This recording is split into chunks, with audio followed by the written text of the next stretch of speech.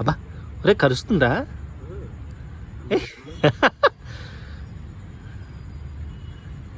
ఏయ్ అమ్మో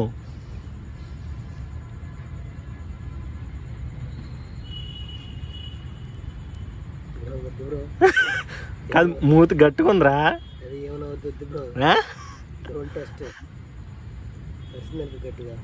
ఉంది కదా చేపలు తిందేమో. అక్కడక్కడక్కడ అదిగో చూసా రెడీగా ఉంది చెయ్య. అది కాదు బయటికి తీసింది రెడీగా. అది అది అమ్మని అమ్మ